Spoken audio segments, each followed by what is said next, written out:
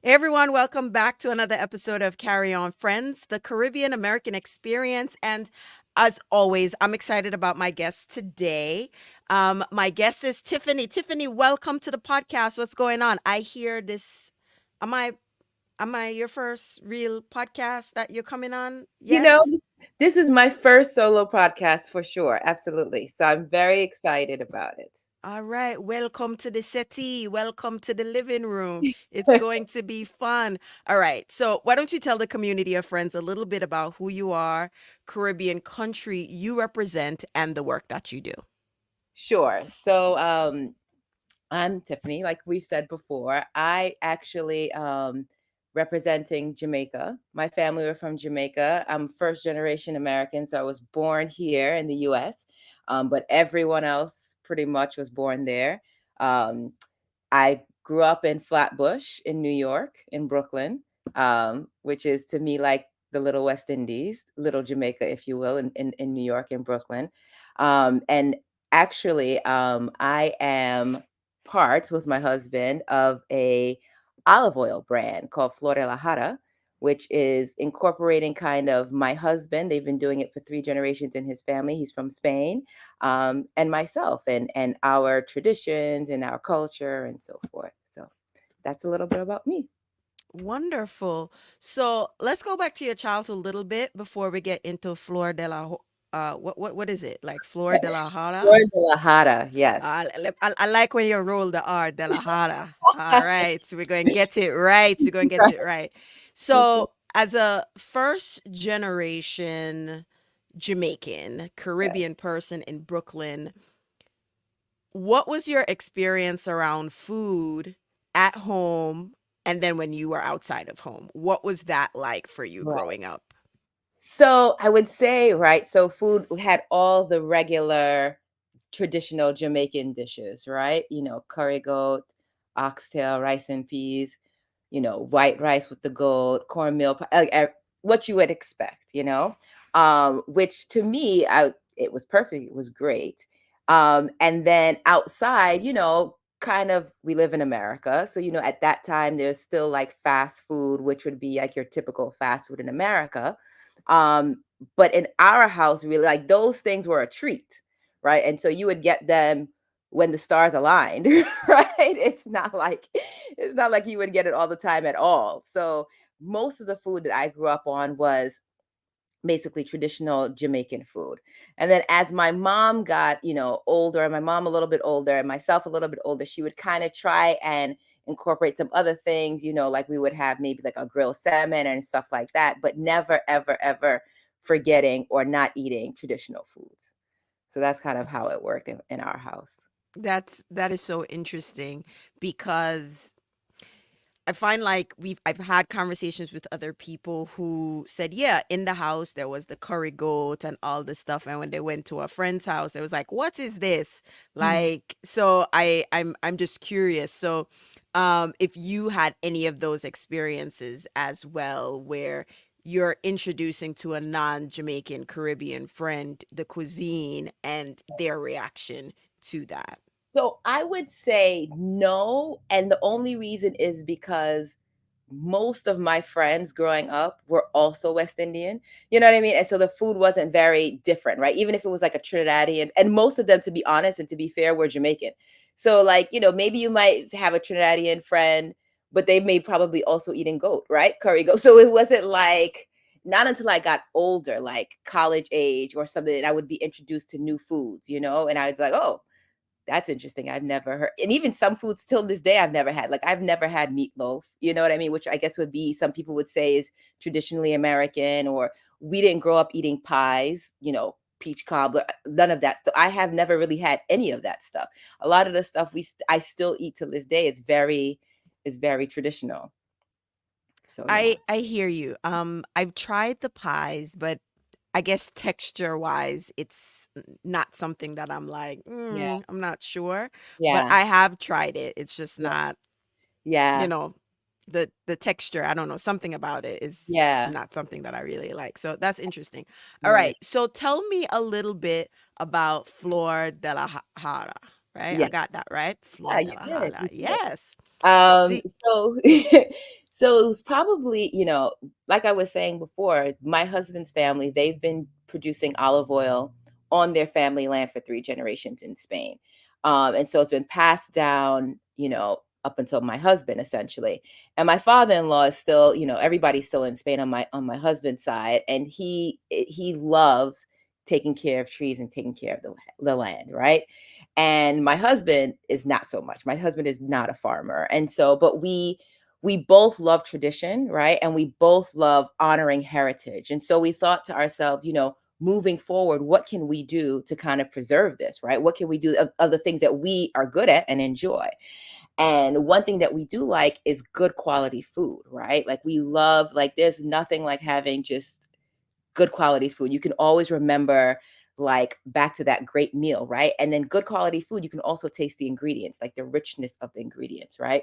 And so we thought to ourselves, hey, what if we brought this thing here to the States, right? And introduced it to everyone. And with that, we use it and we combine cultures by making the foods that, he grew up on, which are foods from Spain, and what I grew up on, right? Which would be the foods from Jamaica that we already discussed. So that's kind of how it came into being, basically. And we thought it would be a good way for us to go forward because neither of us are farmers or are land cultivators in that traditional sense.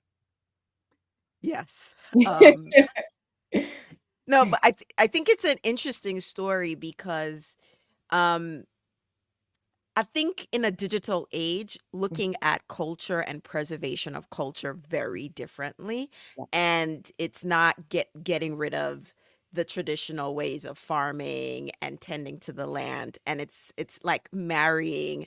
I don't want to say old because mhm, farming is sustenance, right? It is, correct, you still need it to exist correct, today, correct. but merging that with the now, the Yeah, modern day, and how that works. So, talk to me a little bit about how you see food and the oil, the olive oil, and the preservation and culture and food traditions. How do you see the work that you do doing more of that? Because I don't think we live in a world where you go on Instagram, everybody talking about oxtail. They talk about oxtail gravy. They talk about everything. You know what I mean? right. And so at some point, it almost feel like oxtail don't belong to us anymore, right? Mhm, Or jerk. Everybody a jerk. right, Jerk rice. Who jerks rice? You right. cannot jerk rice.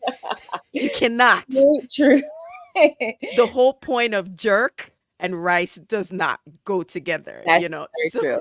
That's very so true. like when we look out on the internet, we want to share our culture, but I feel like sometimes it gets away from us because then people just put a blanket jerk rice, jerk raisins, jerk everything. So how do you see your role and what you and your husband are doing in with this brand in terms of preservation of food cultures and honoring the rich histories of both your cultures, if that makes sense? Okay. Yeah, so I think the way we look at it, right, is that you're right. It's very easy to quote unquote commercialize, right, what the new fad is, right, of food essentially. Um, but I think for us, just kind of sharing the story is kind of what helps preserve what we want to do, the tradition and the richness of it, right? And then also using that same story in saying like forward thinking, this is how we can do it, right? So for example, like when we go and harvest, right? My father-in-law is phenomenal, right? Like this is something that he's used to doing. He knows how to do it. And then we are learning, right? So that we now can learn how to not only farm the land, but then we now also living because my husband, like I said, is from Spain.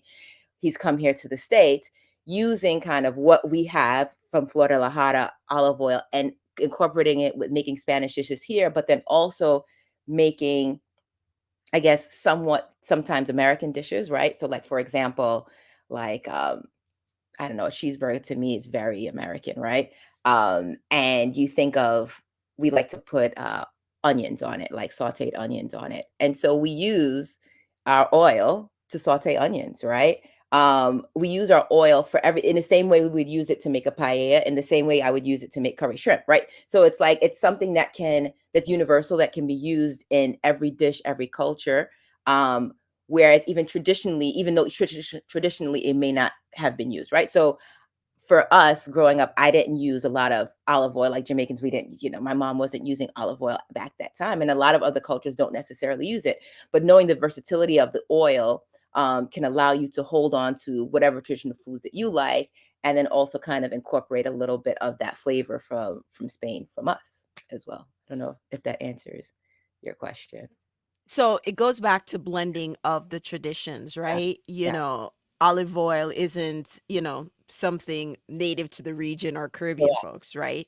And so it is how you leverage a versatile oil to enhance traditional meals Hmm. and kind of fusing some of your culture and, um I can see how that works. Hmm. So when it comes to where you are in establishing the business here in the US, what has been that experience for you? Hmm. Because it's one thing, let me tell you, I don't have to tell you, you know this, business is hard. Yes. So I can only imagine you running a business where there's the import situation Right. selling. How has that experience been for you? Is this your career path or is just like we are learning on the fly? Pretty much. Sure, sure. So it's something that I would like. What our goal is to make it our thing, right? Our full time thing. There is learning on the fly, right? And it has been what I've realized is that it's very important for the two of us, since we're working together as husband and wife, to have our goals, right? And that those goals play to our strengths, right? So my husband is very much good with kind of negotiations and things with shipping and so forth. And I'm very good administratively, right? Those are the things that I enjoy doing, right? So, okay, we have to fill this form, we have to apply to this, and I'm also very good at like researching. So that's what I love to do, right? And so I find that when we play to our strengths, it works out really well for us because there's not a lot of like confusion or overlap. Um, but to be honest, yeah, a lot of it is still learning because neither one of us has done this before in this country, right? And so there's a huge learning curve, and we're just taking it step by step. That's just day by day. That's how we're doing it. What is one thing you wish that you learned before you and your husband started on this venture? Or what's like one thing you wish you knew before you got into this? That is a good question. Let's see. I think one of the things that perhaps I wish I would have known was just the complexity of getting something from point A to point B, right? So you have this kind of like we were talking about with import and exports, right? There's so many little steps. You kind of think to yourself, okay, well, on the Spain side it's ours. Here in the States it's ours. So it should be fairly easy, right? But there are a lot of kind of moving pieces that have it's been difficult to kind of learn and how to figure out and kind of just to do that export import thing. And I think that maybe I wish I had a little bit more understanding of that before. But also, I like to learn. So the fact that, I had to learn that stuff or we're learning that stuff as we go is also not, a deterrent. So, In terms of community, right? Because as entrepreneurs, finding a community is makes it more manageable to thrive, right? I know you're working with your husband, mhm. but in terms of finding a community of other entrepreneurs doing similar things, how has that been? Because most entrepreneurs aren't importing or exporting, right? So, Right. how has that been for you to find a community to work with to kind of help with, like thought partnerships and just like get ideas and get suggestions and workarounds? How has that been for you? Has that been like something easy or is it a challenge? Like, what has that Yeah. been? I would definitely say that it's a challenge, right? Just because, yes, there are not a lot of people doing imports and exports, but also, people are very protective of like the inner workings of their business, right? So even in terms of saying, hey, I'm doing this, or what challenges have you faced in the past, or how have you overcome that? It's very difficult to get someone to say, okay, listen, this is what I've done, this is how it worked for me, or this is kind of what you could potentially, do, or what have you. I think people are very welcoming, I would say, but in terms of kind of getting into some type of like nitty gritty or understanding, I think that that's very difficult to find.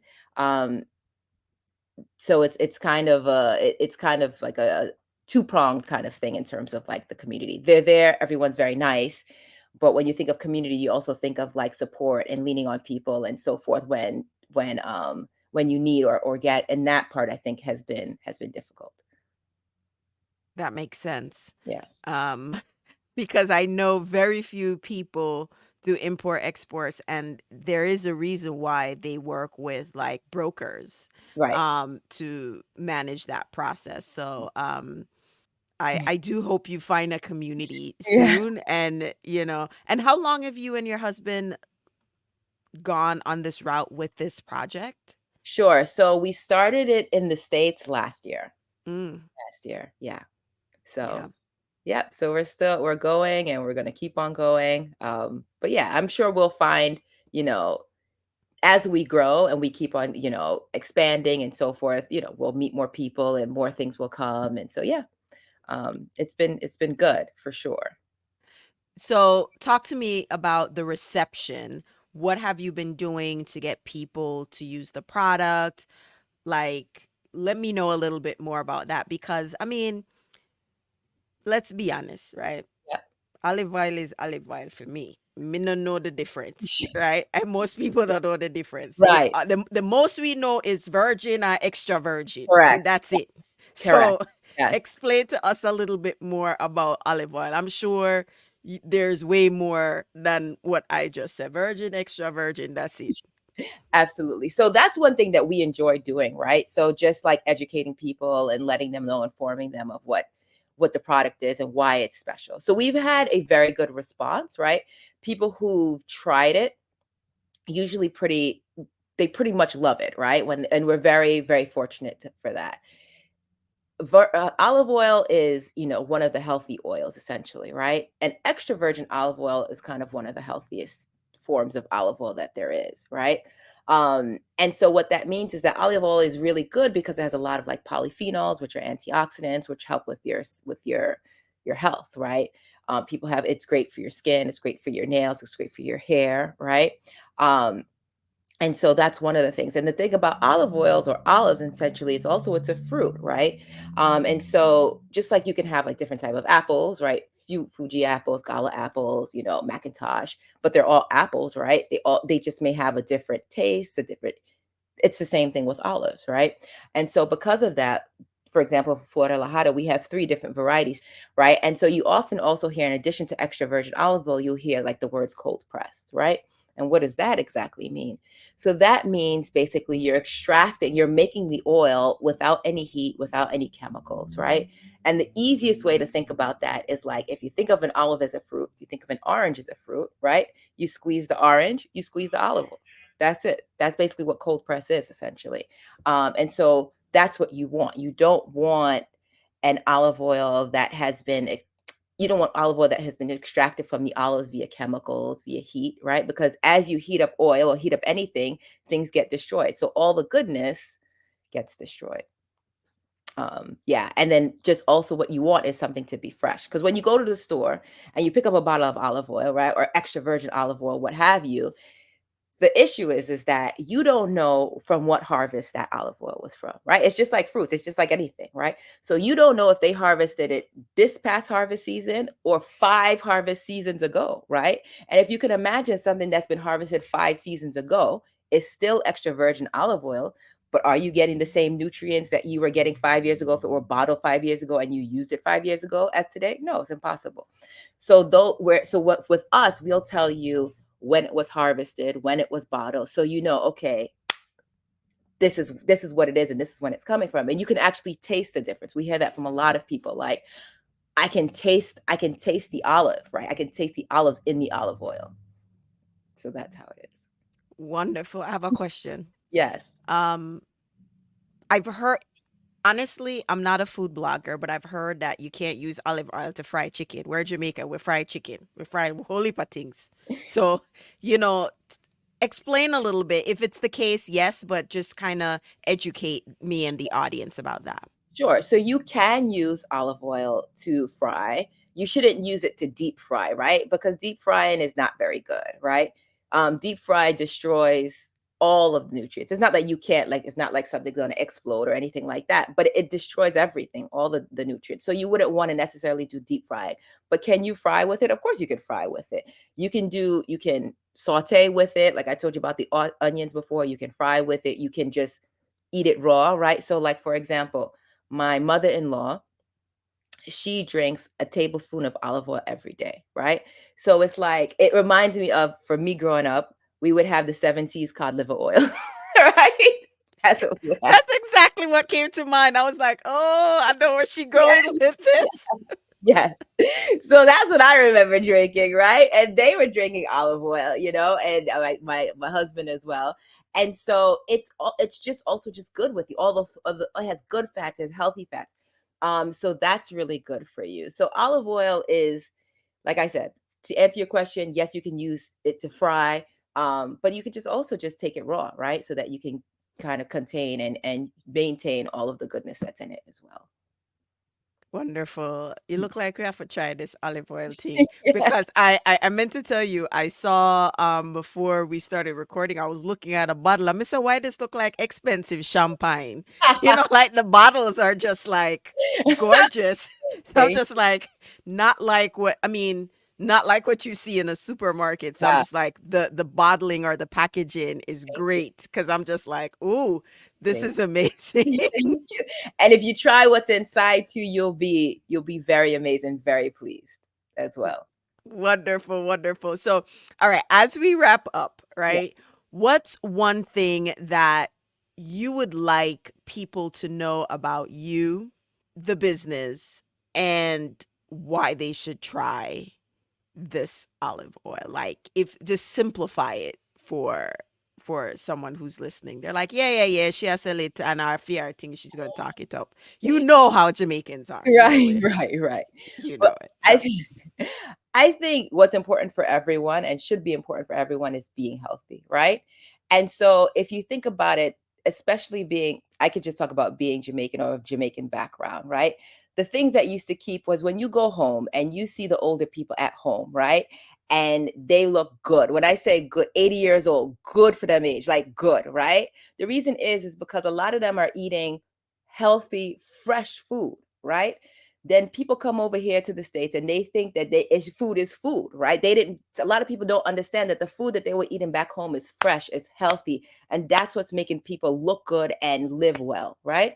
And so for us, what we're doing is giving you basically that. We are saying, listen, you know where this is coming from, you know who this is coming from, you know when it was done. It's like I always tell people, it's like we took you to Spain and picked the olives ourselves and bottled it and gave it to you. So you don't have anything in the middle in terms of any preservatives, anything in there. That's the stuff that makes you unhealthy, right?